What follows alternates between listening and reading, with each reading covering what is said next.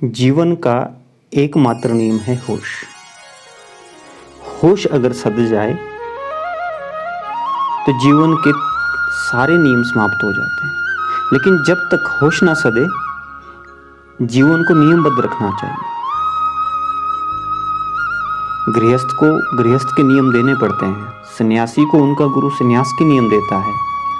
इस तरह एक व्यवसाय में भी जो व्यवसाय का कोई मुखिया होता है, वो अपने व्यवसाय को चलाने के लिए उस संस्थान के नियम देता है। लेकिन कब तक? जब तक एक होश ना सध जाए। इसको समझना बड़ा अनिवार्य है। जिस दिन होश सध गया, उस दिन आप सारे नियमों से मुक्त हैं। ये व्यवहारिक जीवन में भी है, ये हमारे कारोबार में भी है, ये रोजमर्रा के जीवन में भी है, और अध्यात्म में तो ये बहुत बड़ा नियम है। अध्यात्म में तो ये बहुत बड़ा नियम है कि आप नियम से ही मुक्त हो जाओगे जिस दिन आपके अंदर होश सध गया। एक आध दृष्टांत उदाहरण लेकर समझते हैं, जिससे बात को समझना और सरल हो जाएगा। फिर उदाहरण को अपनी जगह रहने देंगे और हम अपनी बात को समझने का प्रयास करेंगे। दो भिक्षु थे, रहे होंगे कोई जैन फकीर, कोई संत। बड़े सख्त उनके नियम थे, जिनमें से एक नियम ये भी था कि वे जीवन भर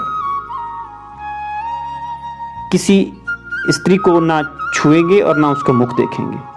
बड़ा सख्त नियम था। भिक्षार्जित करने कहीं गए थे, रास्ते में नदी पड़ती थी, नदी को पार करना था। वहां एक महिला को भी नदी पार करनी थी, उसे मदद की जरूरत थी, और नियम आगे खड़ा था कि ना महिला को छूना है और ना किसी महिला का मुख कभी देखना है। ये भिक्षु को नियम दिया गया था। लेकिन मदद करना सबसे बड़ा नियम है, ये भी अनिवार्य था। एक भिक्षु ने तो मुंह मोड़ लिया, क्योंकि नियम आगे चट्टान के रूप में खड़ा था। दूसरे भिक्षु ने पीठ का सहारा देके महिला को नदी पार करा दी। अब प्रथम भिक्षु बड़ा विचलित हुआ कि देखो, आज मेरे साथी ने एक इतना बड़ा नियम तोड़ दिया। ये तृष्णा अंदर घर किए रहती है। नियम आगे होने से आप उस तृष्णा को दबाते जरूर है, लेकिन जितना उसको आप दबाते हैं वो उतनी ही विकराल रूप में उठती है। भिक्षु बहुत क्रोध में आया और गुरु से शिकायत की कि देखो, आज इसने नियम तोड़ा है। तो जो अपराधी भिक्षु माना गया, उसने उत्तर दिया कि अपने गुरु के सामने अपनी सफाई दी कि मैं तो महिला की मदद करके वहीं छोड़ आया है, पर लगता है मेरे जो साथी मित्र है, वो भिक्षु हैं, वो अभी भी उस महिला को पीठ में लिए हुए हैं, अपने मस्तिष्क में लिए घूम रहे हैं। मैंने तो नदी पार कर आई और मैं भूल गया, छोड़ दिया वही, लेकिन इनके मस्तिष्क में और पीठ में वो अभी भी सवार है। बहुत गहरी बात। गुरु बड़े प्रसन्न हुए। उन्होंने कहा, अब तुम नियमों से मुक्त हो, क्योंकि तुम्हारा होश सध गया है। तो जीवन में जिस दिन होश सध जाए, उस दिन आपको कोई नियम की आवश्यकता नहीं होती। आपको एक खाना खाने का नियम देना पड़ता है कि ठीक इस समय खाना खाओ, लेकिन अगर आपको होश सध जाए और उसी समय आप रोज खाना खाओ, तो नियम अपने आप दरकिनारे हो गया। एक अन्य उदाहरण लेते हैं। एक छोटा बच्चा है, बच्चे को कोई होश नहीं होता, उसका बौद्धिक विकास नहीं हुआ होता, तो उसको नियम देना पड़ता है, एक गाइडलाइन देनी पड़ती है। मान लो वो मैदान में खेल रहा है, सामने कोई तालाब है, कुआं है, तो आपको एक बॉर्डर लगाना पड़ेगा कि इससे आगे नहीं जाना है। अगर इससे आगे जाओगे तो कोई खतरा है, फिसल सकता है, गिर सकता है बच्चा, कुछ हो सकता है। बच्चे को थोड़ा ना पता कि मैं यहाँ खेलते खेलते फिसल भी सकता हूँ, लेकिन बड़े को पता है। तो जब तक उसमें ये होश ना आ जाए कि यहाँ फिसलने से कुछ जोखिम हो सकता है, तब तक उसको नियम देना पड़ता है, वो बॉर्डर लगाना पड़ता है। जिस दिन उसको पता हो जाता है कि यहाँ इस तरह का खतरा है आगे, उस दिन वो स्वयं ही बॉर्डर हट जाता है और उसको नियम देने की आवश्यकता नहीं होती। ठीक ठीक ऐसा ही कुछ जीवन का भी नियम है। जिस दिन आप नियमबद्ध हो जाते हैं, उस दिन स्वयं ही वो नियम छूटते भी रहते हैं। तो नियम को अगर दरकिनार करना चाहते हैं, तो आपको पूर्ण रूप से होश में रहना चाहिए। अब होता क्या है, सामान्यतः क्या होता है हमारे जीवन में, मैं यहाँ बैठा हूँ, बात आपसे कर रहा हूँ, लेकिन मुझे अपने शब्दों का भी बोध नहीं है कि मैं क्या बोल रहा हूँ, और मेरा क्योंकि मस्तिष्क कहीं और है, दिमाग कहीं और है और शरीर यहाँ है। उस स्थिति में होश नहीं, नियम काम आता है।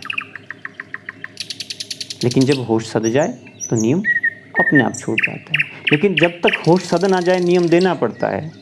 आर्मी में सोल्जर को नियम देना पड़ता है, रूल में रखना पड़ता है।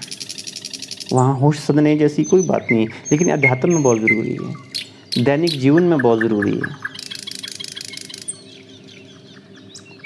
जब होश सध जाए तो आप किसी कार्य को करते समय सिर्फ और सिर्फ उसके कर्ता नहीं रहते, कर्ता फिर स्वयं ही समाप्त हो जाता है। और जब कर्ता समाप्त हो ही जाए तो फिर भोक्ता आप रहते हैं। आप केवल और केवल भोक्ता रहते हैं, और एक दिन वो भोक्ता भी समाप्त हो जाता है। फिर आपका सिर्फ साक्षी भाव रहता है। काम हो रहा है, आपके द्वारा भी हो रहा है, लेकिन आप केवल और केवल उसके साक्षी है कि मेरे द्वारा यह काम हो रहा है। और साक्षी भाव भी बहुत जल्द समाप्ति की ओर जाता है जब आपके अंदर ये भाव पैदा हो जाए कि इस काम से मुझे कोई प्रयोजन नहीं है, लेकिन मेरे द्वारा होना है, हो रहा है, उससे जितना अर्जित हो रहा है, कितना लाभ हानि हो रहा है, उसका भी मैं भोगता नहीं हूँ। जब ये भाव पैदा हो जाता है तो कितना भी आ रहा हो, कितना भी जा रहा हो, आपके जीवन को उससे फ़र्क नहीं पड़ता, लेकिन आप स्वतः ही निष्काम कर्म योग के नज़दीक आ जाते हैं। जीवन भर हमने सुना है कि काम करो, फल की इच्छा मत रखो। तो आप तो ज़रूर कहेंगे कि अगर फल की इच्छा ही नहीं रखनी है तो पेड़ लगाना ही क्यों है। लेकिन पेड़ लगाना है, मैं छाया लूँ, कोई दूसरा छाया ले, मैं फल खाऊँ, कोई दूसरा फल खाऊँ, कोई प्रयोजन नहीं है इस बात से। बस पेड़ लगाना है, पेड़ लगाने में आनंद है। फिर फल आया तो खाया, नहीं आया तो नहीं खाया, लेकिन पेड़ तो लगाना है। तो ये आप फल की इच्छा से रहित हो गए, फिर हो सकता है आपको हज़ारों फल मिले उस पेड़ में। तो जब स्थिति ये आ जाए कि आप कोई चाहत ऐसी नहीं रखते हैं तो निष्काम कर्म योग को आप छू जाते हैं। बहुत बड़ी बात गीता में कही गई है निष्काम कर्म योग कि फल की इच्छा नहीं रखनी। फिर धन के ढेर लगे हो, बस आप विरक्त होने चाहिए, और ऐसी स्थिति में अवश्य ही ढेर लग जाते हैं। तो देखो नियम कहाँ छूट गया। पहले नियम लिया, नियम के बाद आप कर्ता बने कि मैं कर रहा हूँ, फिर कर्ता भी छूटा, फिर आप भोक्ता बने। आप सिर्फ भोग रहे हैं, आप कर कुछ नहीं रहे हो, स्वयं ही रहा है, लेकिन भोक्ता भी छूट गया। भोक्ता छूट गया तो आप सिर्फ साक्षी रह गए कि ये मेरे द्वारा हुआ, मेरे साथ हुआ, उसके साथ हुआ। वो कार्य आप नहीं भी कर रहे तब भी होना ही होना है। अब आप साक्षी रह गए, और एक दिन आपका साक्षी भाव भी गया तो आप निष्काम कर्मयोगी बन गए। अब नियम कहाँ रहा। नियम तो प्रथम सीढ़ी थी, वो तो कहीं का छूट गया। तो जो सही मायने में संत होते हैं उनका जीवन लगभग ऐसा होता है कि वो नियमों से परे हो जाते हैं। कोई कोई महान पुरुष ऐसा इस धरा पे होता है कि वो जो करता है वही नियम बन जाता है, वो जो बोलता है वही शास्त्र बन जाता है।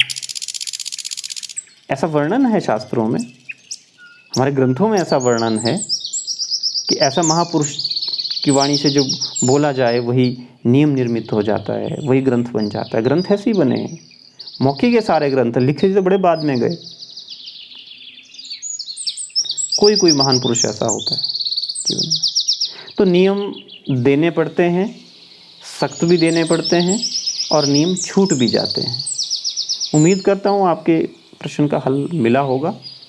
आप सबके भीतर विराजमान आत्मा को, परमात्मा को मेरा प्रणाम। आप सब लोग स्वीकार करना। आज इतना ही।